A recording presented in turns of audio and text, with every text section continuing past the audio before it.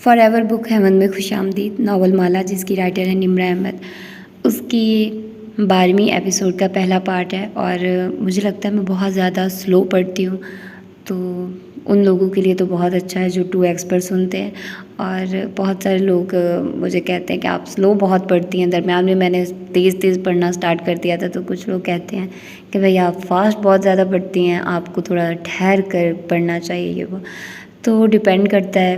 یہ والے جو نمرہ احمد کے ناولز ہوتے ہیں میں بہت آرام سے، تسلی سے، ایک طرح سے ہوتا ہے نا، آپ فیل کر کے پڑھتے ہو، تو اس طرح کے ناولز میں فیل کر کے پڑھتی ہوں، میں ان کو اچھے سے پڑھتی ہوں۔ مجھے یہ ناولز بہت اچھے لگتے ہیں، ان کے مجھے اتنی شیورٹی ہوتی ہے کہ نمرہ کے جو ناولز ہیں نا وہ بےحد اچھے ہوں گے، ان میں کوئی ایڈیٹنگ کی مسٹیک نہیں ہوتی، ایک آدھ ہو جاتی ہے لیکن وہ بہت مائنر مسٹیکس ہوتی ہیں، ٹھیک ہے۔ الفاظ اتنے اچھے ہوتے ہیں اور اتنی اچھی طرح سے آپ ادا کر پاتے ہو کہ مجھے بہت مزہ آتا ہے یہ ناولز پڑھتے ہوئے، میں بور نہیں ہوتی یار، میں پڑھتے ہوئے مجھے ٹائم کا نہیں پتہ چلتا، تو یہ سب سے بڑی اس کی وہ ہے پلس پوائنٹ کہ پڑھتے ہوئے مجھے بہت زیادہ مزہ آتا ہے اور میں انجوائے کرتی ہوں۔ اور یہی چیز ہونی چاہیے کہ آپ اگر ایک کام کر رہے ہو تو آپ اگر برڈن فیل کر رہے ہو تو آپ اس کام کو انجوائے کر کے نہیں کر پا رہے تو آپ پھر کر ہی نہیں پاتے، آپ کو ہوتا ہے یار یہ کب ختم ہوگا، کیسے کر پاؤ گے، تو پھر اس لیے مجھے یہ زیادہ برڈن فیل نہیں ہوتا، اس کے ایک بار ختم ہوتا ہے میرا خود کا دل کر رہا ہوتا ہے اچھا ابھی دوسرا بھی میں ابھی ہی ریکارڈ کر لیتی ہوں، ابھی ہی پڑھ لیتی ہوں، چھوڑو کل اس طرح سے کر لیں گے، کم سو لیں گے، کم یہ کر لیں گے، وہ کر لیں گے، باقی چیزیں پینڈنگ پر رکھ لیتی ہوں، تو اس طرح سے کر کے نا یہ ناول میں نہیں چھوڑ سکتی، مجھے بہت مزہ آ رہا ہے۔ تو آپ لوگ اپنا فیڈ بیک دیجیے، اب تک آپ لوگوں کو ناول جتنا بھی آپ لوگ سن چکے ہیں، کیونکہ آپ لوگوں نے اگر ابھی اسٹارٹ کیا تو آپ لوگ یقیناً پہلے والے پارٹ سارے سن کر آئے ہوں گے، تو آپ لوگ اپنا فیڈ بیک بتائیے کہ آپ لوگوں کو کیسا لگ رہا ہے یہ ناول۔ تو آئیے جلدی سے اسٹارٹ کرتے ہیں اس ایپیسوڈ کو، فرسٹ پارٹ کو، بغیر کسی دیر کے۔ حصہ دوم، مکہ۔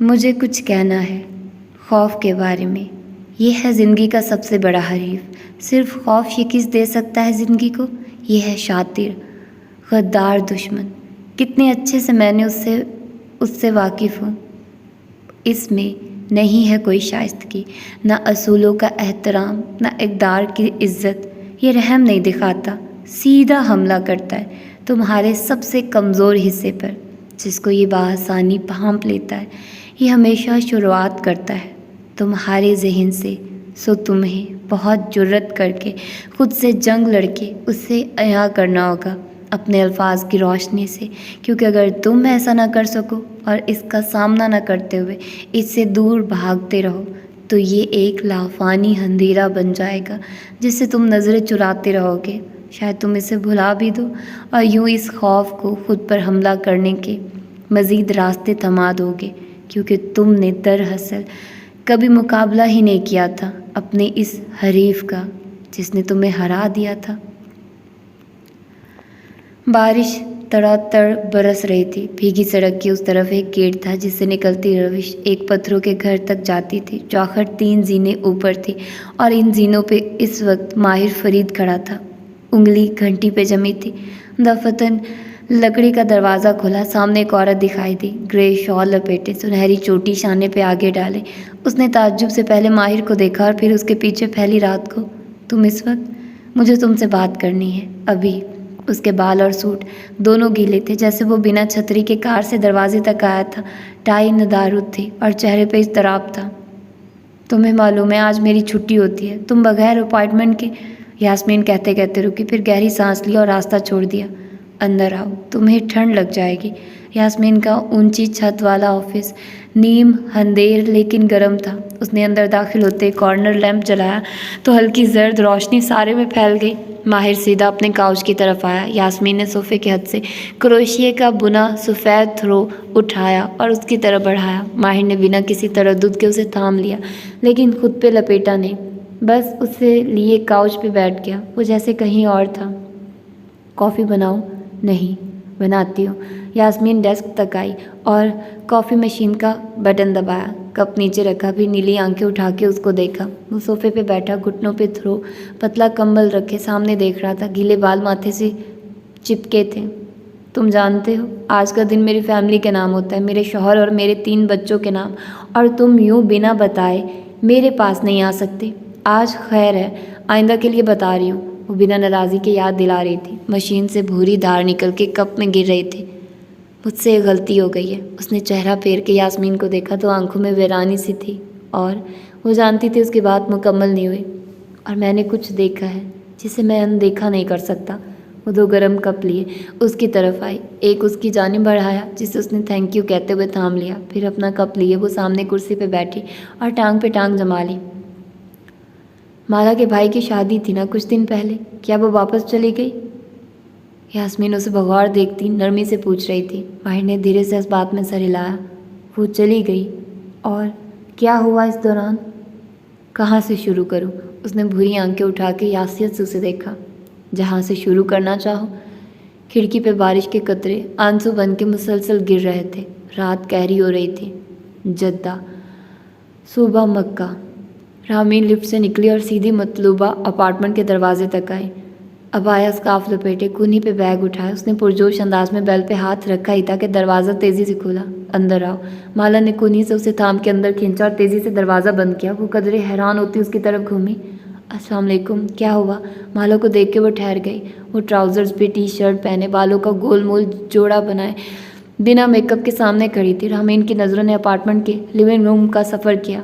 وہاں ہر طرف پھیلاوا تھا، سینٹر ٹیبل کے اوپر لیپ ٹاپ، ساتھ بہت سے کاغذ، کونے میں سفری بیگ جس کی زپ کھلی تھی، جیسے ابھی تک سامان واپس الماریوں میں ڈالنے کی بجائے اسی سے نکالا جاتا رہا تھا۔ کچن کاؤنٹر پہ ٹیک اوکے کے باکسز۔ مالا، آپ ٹھیک ہیں؟ رامین نے آہستہ سے بیگ صوفے پہ رکھا۔ بیگ کے لیے کوئی دوسری جگہ خالی نہیں بچی تھی، کاغذ ہر جگہ پہ قبضہ جمائے ہوئے تھے۔ نہیں، میں ٹھیک نہیں ہوں۔ وہ کارپیٹ پہ بیٹھ کے اور پیر آلتی پالتی کر لیے۔ جوڑا ڈھیلا ہو کے کمر پہ جھولنے لگا۔ اس کی آنکھوں تلے سوزش تھی۔ کیا وہ روئی تھی یا سوئی نہ تھی؟ موہت کی شادی کیسی رہی؟ آپ نے کوئی تصویر ہی نہیں بھیجی؟ رامین نے تشویش سے کہتے ہوئے اسکارف اتارا، پھر چونک کے اطراف میں دیکھا۔ زیاد بھائی کہاں ہیں؟ یہاں نہیں ہیں۔ وہ صوفے پہ بیٹھی تھی اور مالا سامنے کارپیٹ پہ اس سے نیچے سو گردن اٹھائے رامین کو دیکھ رہی تھی۔ آنکھوں میں ایک ساتھ بہت کچھ تھا، ہیجان، خوف۔ مجھ سے غلطی ہو گئی ہے رامین، اس نے تھوک نکلا، اور اسے لگا اس کا فکرہ ابھی مکمل نہیں ہوا، اور میں نے کچھ دیکھا ہے جسے میں اندیکھا نہیں کر سکتی۔ رامین کی سمجھ میں نہ آیا کہ وہ کیا کہے۔ مالا، وہ اس کے ساتھ نیچے کارپیٹ پہ آ بیٹھی اور اس کے ہاتھ تھامے۔ وہ گرمی کے باوجود ٹھنڈے ہو رہے تھے۔ اب دونوں برابر تھی، آمنے سامنے۔ شروع سے بتائیے کیا ہوا ہے؟ یاسمین نے کافی کا کپ ایک طرف رکھ دیا تھا اور اب نوٹ پیڈ گھٹنوں پہ رکھ بیٹھی تھی۔ نگاہیں ماہر پہ جمی تھی اور ناخن عادتاً نوٹ پیڈ کے کنارے کو مسل رہے تھے۔ ماہر کی نظریں اس کے ناخنوں پہ جمی تھی۔ کہاں سے شروع کروں؟ وہ جیسے خود سے پوچھ رہا تھا۔ اس رات سے جب تم اور نگاہ جھکا کے نوٹ پیڈ سے نام پڑھا، زیاد اس کاٹیج میں ملے تھے؟ ماہر فرید نے کپ ہونٹوں سے لگایا، تلخ گھونٹ اندر انڈیلا، پھر کپ نیچے کر کے دیوار گیر کھڑکی کو دیکھا جس پہ بوندیں تڑا تڑ برس رہی تھی۔ اس رات کیا ہوا تھا ماہر؟ بارش سے بھیگتی استنبول کی رات دیکھتے ہی دیکھتے خشک ہوتی گئی۔ وقت پیچھے جانے لگا۔ چند ڈوبتے سورج افق سے واپس ابھرے، چند صبح رات کی طرف لوٹ گئی۔ کیلنڈر کے صفحات الٹے رخ پلٹتے گئے، یہاں تک کہ وقت ہمیں اس مصنوعی جھیل کے قریب بنے کاٹیج تک لے آیا جس کی کھڑکیاں اندھیر رات میں روشن دکھائی دیتی تھی۔ لیونگ روم میں آتش دان کے اندر لگا ہیٹر سلگ رہا تھا۔ ماہر فرید ونگ چیئر پہ بیٹھا، پیروں کی کینچی بنا کے اوتو من پہ رکھے ہوئے تھا، اور اس کے سامنے زیاد سلطان کھڑا تھا۔ بریٹا پہلو میں گرے ہاتھ میں تھا اور سپاٹ آنکھیں ماہر پہ جمی تھی۔ بیٹھ جاؤ زیاد سلطان، مجھے اور تمہیں کچھ باتیں کرنی ہیں۔ ہیٹر کے سلگنے کی سرگوشی، جانوروں کے بولنے کی آوازیں اور ان دونوں کی ایک دوسرے پہ جمی آنکھوں کی تپش خاموشی میں بھی سنائی دے رہی تھی۔ بیٹھ جاؤ۔ ماہر نے جیب سے ہاتھ نکالا تو اس میں ایک لائٹر تھا۔ لیور انگوٹھے سے دبایا، شعلہ جل اٹھا۔ اس نے بیٹھے بیٹھے بازو لمبا کیا اور سائڈ ٹیبل پر رکھی سینٹڈ کینڈل کے جار میں لگے دھاگے کو سلگایا۔ شعلہ جل اٹھا۔ لائٹر سائڈ پہ رکھتے ہوئے رخ واپس زیاد کی طرف پھیرا تو وہ ہنوز آنکھیں چھوٹی کیے اسے دیکھ رہا تھا۔ کیا تم پہلے چائے پینا چاہتے ہو؟ اس کی آواز میں طنز تھا، پھر نظر زیاد کے موجود پستول پہ پڑی۔ یہ شاید مجھے مارنے کا ارادہ ہے۔ میں تمہیں کیوں ماروں گا؟ وہ بھی آن کیمرہ۔ زیاد نے چہرہ اٹھا کے ایک پینٹنگ کی طرف دیکھا، پھر واپس ماہر فرید کو، جس کی مسکراہٹ دھیمی پڑ گئی تھی۔ چہ ماہر بے، اس نے افسوس سے سر ہلایا، تم مجھے ابھی نہیں جانتے۔ وہ قدم قدم چلتا اس پینٹنگ کے قریب آیا اور گردن اونچی کر کے اسے دیکھنے لگا۔ اس کاٹیج میں صرف ایک کیمرہ ہے جو اس پینٹنگ میں نصب ہے، اس کے علاوہ یہاں کوئی سگنل نہیں ہے۔ پھر پلٹ کے حیرت سے ماہر کو دیکھا۔ کیا تمہیں واقعی لگا تھا کہ میں یہاں تمہاری خود ساختہ نینی کے لیے آیا ہوں؟ میں یہاں تم سے ملنے آیا ہوں۔ اس نے پستول جیب میں ڈالا اور اس کی طرف مکمل گھوم گیا۔ اس کا چہرہ کسی روبوٹ کی طرح سپاٹ تھا اور ماہر کے جسم کے تمام اعصاب تن چکے تھے۔ تم مجھے شاید اس کیمرہ کے ذریعے خوف زدہ کرنا چاہتے تھے، یقیناً اس کی لائیو فوٹیج تمہارے وکیل یا بھائی کو جا رہی ہوگی، لیکن تمہیں اس کی ضرورت نہیں ہے کیونکہ میں تمہیں مارنے نہیں آیا، صرف بات کرنے آیا ہوں۔ وہ جیکٹ کی جیبوں میں ہاتھ ڈالے کھڑا بہت اطمینان سے کہہ رہا تھا۔ ماہر نے پیر اوتومن سے ہٹا لیے اور کمر سیدھی کر کے بیٹھا۔ کچھ غیر آرام دہ سا احساس ہوا تھا، یہ اس کی توقع کے برعکس تھا۔ تمہاری طرح مجھے بھی امید نہیں تھی کہ تمہیں مجھ سے ملنے کی اتنی جلدی ہوگی۔ میں سمجھا تم پہلے پولیس کو بھیجو گے، لیکن اچھا ہوا کہ تم خود آئے۔ اب ہم آرام سے بات کر سکیں گے۔ وہ فریج کی طرف گیا اور جھک کے دروازہ کھولا۔ ماہر خاموشی سے اسے دیکھے گیا۔ اس نے جھک کے سوڈا کے 2 کین نکالے اور واپس آیا، ایک اس کی طرف بڑھایا۔ بہت شکریہ، اس نے تن سے کہتے ہوئے کین تھاما اور ساتھ والی میز پہ رکھ دیا۔ لیکن اب ہم بات تب کریں گے جب تمہارا کیمرہ آف ہوگا۔ اس نے اپنا کین کھولا اور لبوں سے لگا لیا، پھر گھونٹ بھر کے کین نیچے کیا۔ ماہر ابھی تک آنکھوں کی پتلیاں سکیڑے اسے دیکھ رہا تھا۔ اور ہاں، تم اب تک کی بنی فوٹیج، ایک نظر رک پھیر کے پینٹنگ کو دیکھا، کے ذریعے مجھے بلیک میل نہیں کر سکتے، کیونکہ اگر تم نے ایسا کیا تو ہلال کے لیے بہت مشکل ہو جائے گی۔ ماہر فرید تیزی سے کھڑا ہوا، اس کے چہرے کی رنگت بدلی، ماتھے کی نسیں ابھر آئی۔ خود اس کا نام لینا عام بات تھی، کسی دوسرے کے منہ سے سننا عام بات نہیں تھی۔ ہلال کے بارے میں اس نے پہلو میں گرے ہاتھ کی مٹھی بھینچ لی، بہت سے الفاظ زبان تک روک لیے۔ ٹھیک ہے، تم کیمرہ سے ڈرتے ہو، لیکن میں تم سے نہیں ڈرتا۔ سپاٹ انداز میں دروازے کی طرف اشارہ کیا۔ باہر چلو، کھل کے بات کرتے ہیں۔ زیاد نے ایک اور گھونٹ بھرا اور کندھے جھکا کے آگے بڑھ گیا۔ اس کے انداز میں ایک نڈر پن تھا جس سے وہ پہلی دفعہ روشناس ہو رہا تھا۔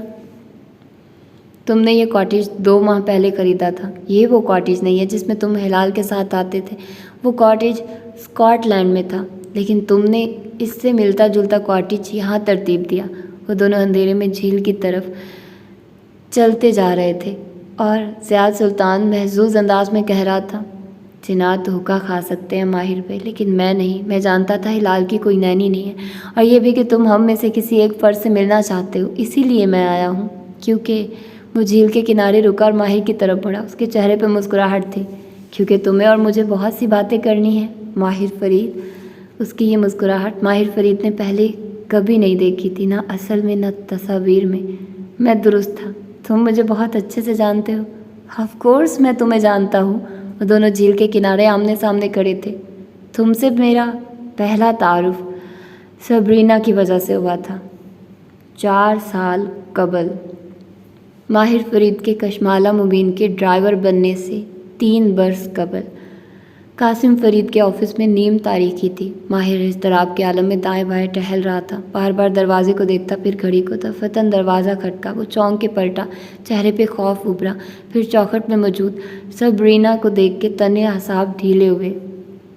ایک منٹ یاسمین نے ہاتھ اٹھا کے روکا۔ ہم 4 سال پیچھے کیوں جا رہے ہیں؟ کھڑکیوں پہ بارش اور آنسوؤں کی صورت ہنوز گر رہی تھی۔ ماہر سر جھکائے ٹھنڈی ہوتی کافی کا کپ پکڑے بیٹھا تھا، سوال پہ چہرہ اٹھا کے اسے دیکھا۔ اس نے سبرینا کا ذکر کیا، اس سے مجھے اس کا خیال آیا۔ پتہ نہیں، وہ الجھا ہوا لگ رہا تھا۔ تمام، یاسمین کی آواز نرم ہو گئی۔ تم جس ترتیب سے بتانا چاہو، میں سن رہی ہوں۔ چوکھٹ میں موجود سبرینا کو دیکھ کے اس کے تنے اعصاب ڈھیلے ہوئے۔ اس نے سر کے خم سے اشارہ کیا۔ وہ قدم قدم چلتی سامنے آ کھڑی ہوئی، سیاہ بالوں کی اونچی پونی ٹیل بنائے بڑی بڑی آنکھوں والی سبرینا کے چہرے پہ سنجیدگی تھی۔ دونوں کام ہو گئے ہیں سر، سیاہ گھوڑے کو میں نے خود پانی میں پھینک دیا ہے۔ اور پانی میں کیوں؟ اس کی رنگت ابھی تک فک تھی۔ شیطان آگ سے بنا ہے اور شیطانی چیزوں میں آگ کی گرمائش ہوتی ہے، ان کو ٹھنڈا کرنا ضروری ہوتا ہے۔ اور دوسری چیز، ہلال اب آپ کے آفس نہیں آئے گی، میں نے اسے گھر ڈراپ کر دیا ہے۔ ماہر نے سر اس بات میں ہلایا۔ میں نہیں چاہتا اسے میری وجہ سے کچھ ہو۔ صبرینا نے سوچتی نظروں سے بک شیلف کی طرف دیکھا۔ وہ خانہ اب خالی تھا۔ یہ گھوڑا کس نے دیا تھا آپ کو؟ شمس نے۔ اس نے آنکھیں بند کر کے کن پٹی کو سلایا۔ سر درد سے پھٹا جا رہا تھا۔ ہمیں شمس سے احتیاط کرنا ہوگی۔ ایک گھوڑا میرا کیا بگاڑ سکتا ہے صبرینا؟ وہ تیزی سے میز کے پیچھے آیا اور اپنی چیزوں میں نہ جانے کیا تلاش کرنے لگا۔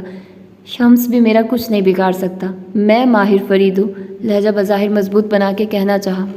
ماہر، وہ نرمی سے کہتی 2 قدم مزید آگے آئی، یہاں تک کہ میز کے کنارے کو اس کی انگلیاں ٹکرانے لگی۔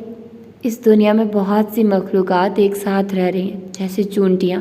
وہ اس دنیا کے تمام انسانوں سے زیادہ ہیں، لیکن میں اور آپ ان کی پرواہ نہیں کرتے۔ تب تک رک کے وقفہ دیا۔ وہ بے اختیار اسے دیکھنے لگا۔ جب تک کوئی چونٹی آپ کے پیر پہ کاٹ نہ لے۔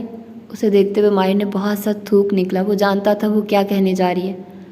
ہم دوسری مخلوق کی موجودگی پہ اس وقت چونکتے ہیں جب وہ ہماری زندگی کے دائرے میں داخل ہو جائے۔ ایسے ہی ایک مخلوق ہے جو ہمیں دکھائی نہیں دیتی، ان کو جنات کہتے ہیں۔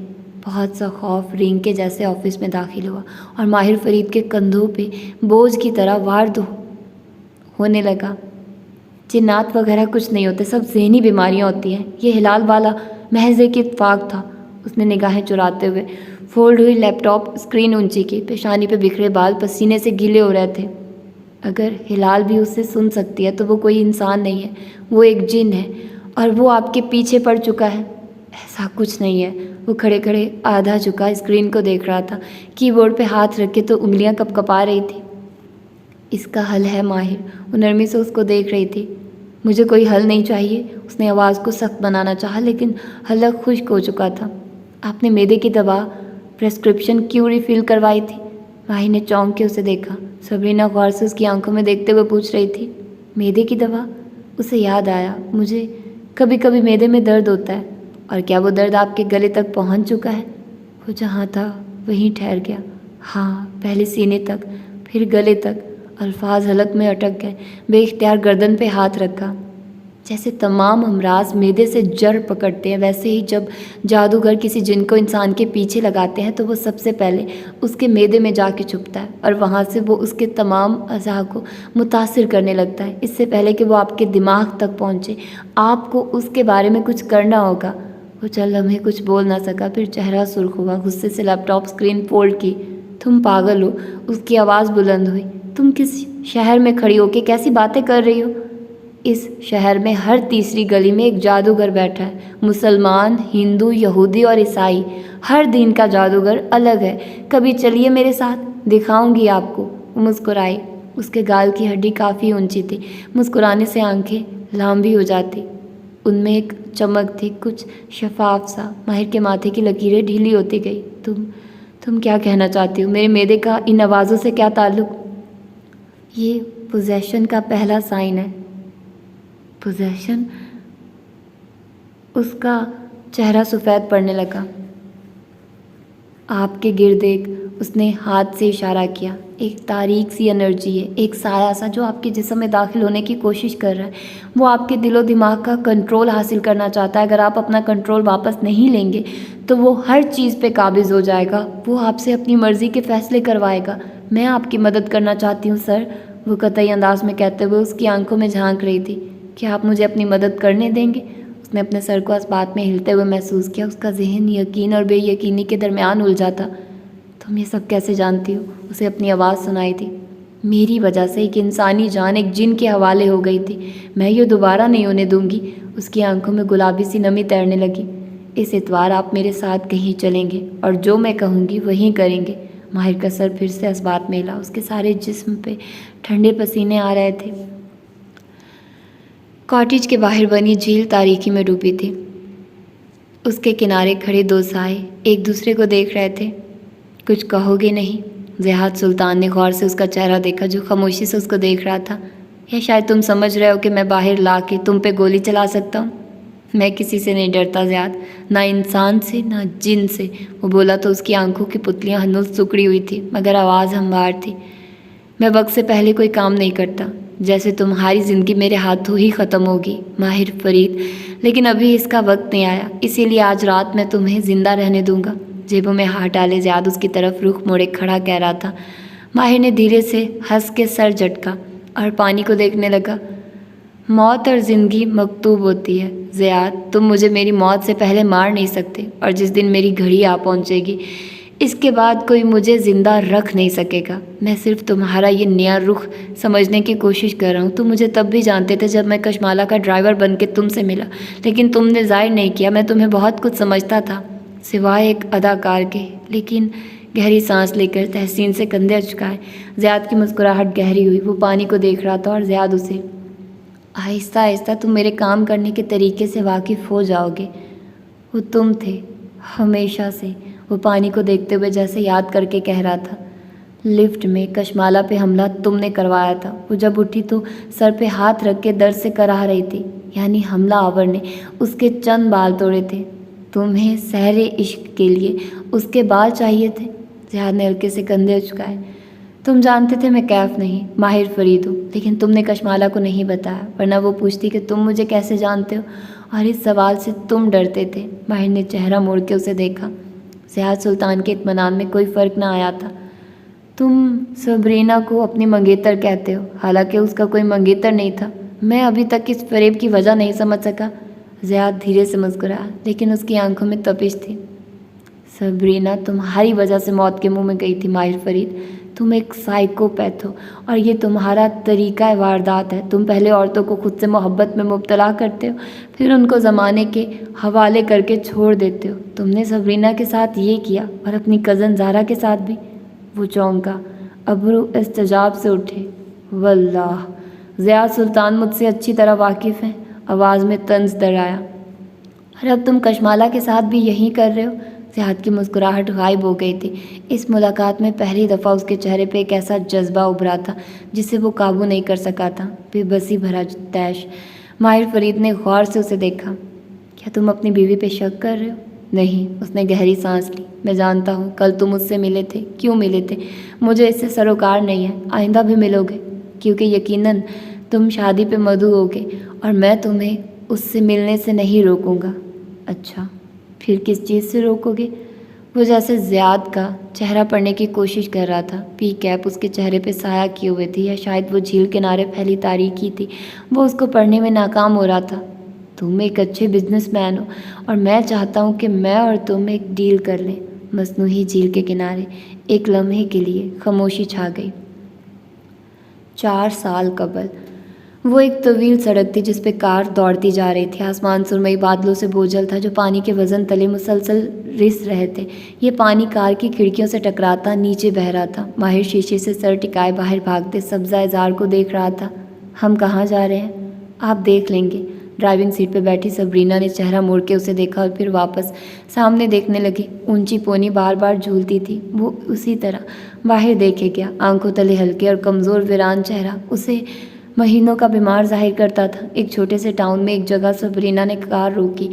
पत्थरों से बनी सड़क के दोनों अतराफ मखरूती छतों वाले घर थे जो कहीं मंजिल ऊंचे थे। वो दोनों साथ साथ एक घर में दाखिल हुए।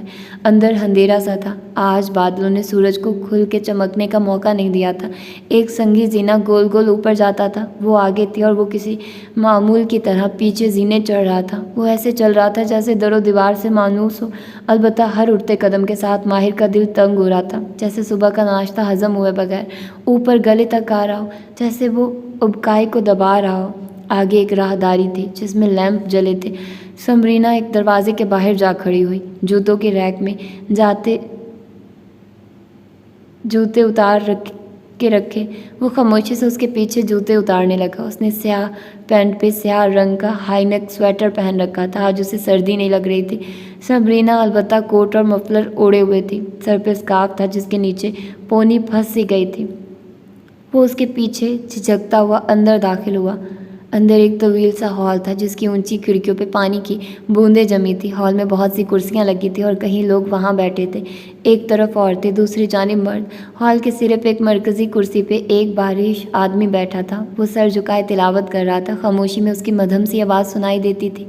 सबरीना, उसने बेचैनी से सरगोशी की। मुझे किसी दीनी स्कॉलर का लेक्चर नहीं सुनना। उसने चुप करवाया और मतलाशी नज़रों से अतराफ में देखने लगी। वो किसी को ढूंढ रही थी। एकदम उसकी आंखें चमकी।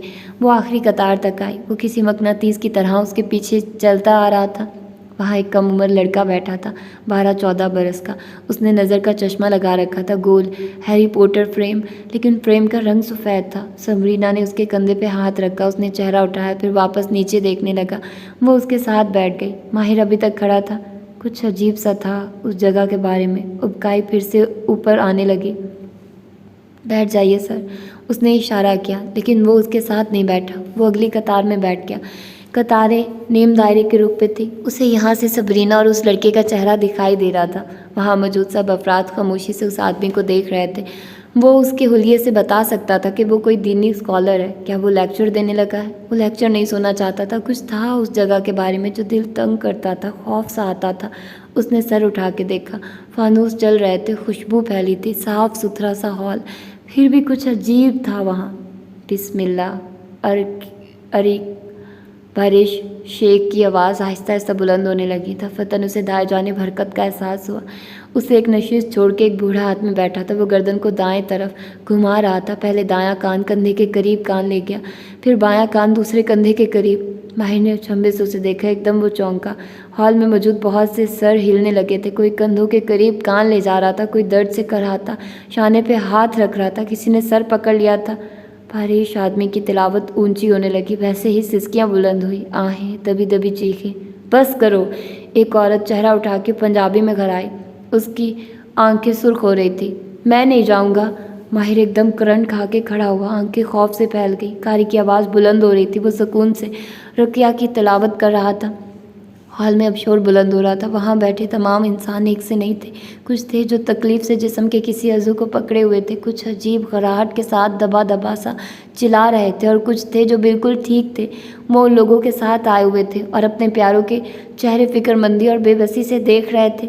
समरीना भी उस लड़के का चेहरा देख रही थी। उसने अपना कोई अज़ू दूसरों की मानिंद पकड़ नहीं रखा था। माहिर की निगाह उस पर टिक गई। वो लड़का गर्दन सीधी रखे, आंखें नीचे, बस रो रहा था। रोने से चेहरा गुलाबी हो रहा था और आंसू ज़ारों का तार ऐनक के नीचे से बह रहे थे।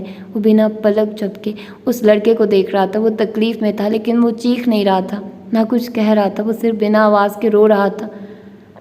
और सबरीना आंखों में नमी लिए उसे यासियत से देख रही थी। उसके मेदे का दर्द फिर से उठ रहा था। उसे लगा उसे अब काई आ जाएगी। वो एकदम दरवाजे की तरफ भागा। माहिर, रुको! सबरीना बेख्तियार उसके पीछे लग गई। उन्हें किसी ने नहीं रोका।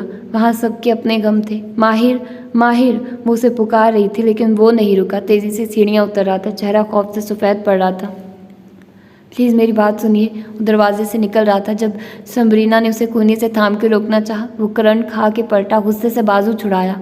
तुम पागल हो सबरीना! वो चिल्लाया। तुम मुझे कैसी जगह ले आई हो? ये सब फ्रॉड है। वो आदमी स्कैमर है, और ये सब लोग, उसने बाजू लंबा करके ऊपर सीढ़ियों की तरफ इशारा किया, ये सब ज़हनी तौर पे बीमार लोग हैं या फिर अदाकार। ये ड्रामा कर रहे हैं। वो बच्चा भी जो रो रहा था, वो मेरा भाई है माहिर। उसकी आंखों से आंसू गिरने लगे।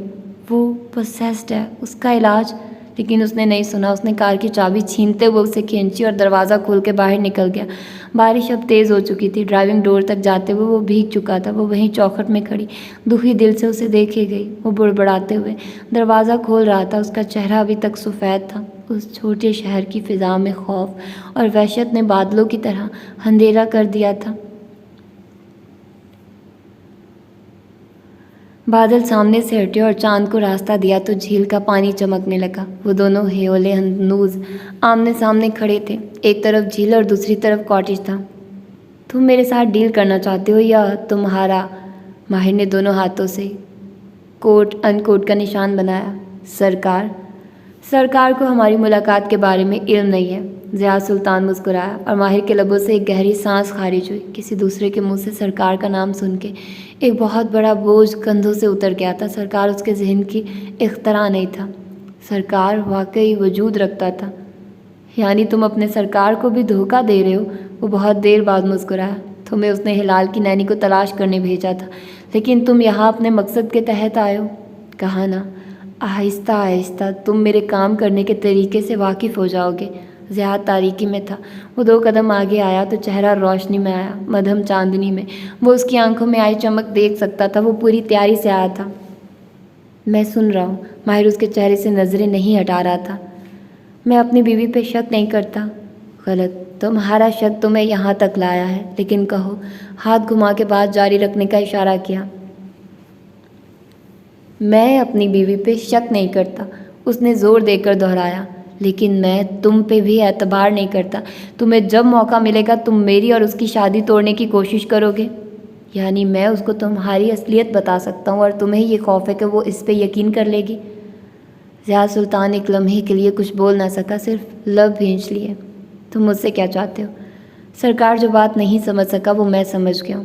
ہم تم سے پیچھا نہیں چھڑا سکتے، اس لیے ہم دونوں ایک ڈیل کر لیتے ہیں، جس کے بعد ہمارے راستے الگ ہو جائیں گے۔ اس نے وقفہ دیا۔ تمہیں ہلال یا کشمالہ میں سے کسی ایک کو چننا ہوگا، زیاد اس کی آنکھوں میں دیکھتے ہوئے کہہ رہا تھا۔ وہ دونوں جھیل کنارے آمنے سامنے کھڑے تھے، جیسے چاندنی کا لبادہ اوڑے دو سائے ہوں۔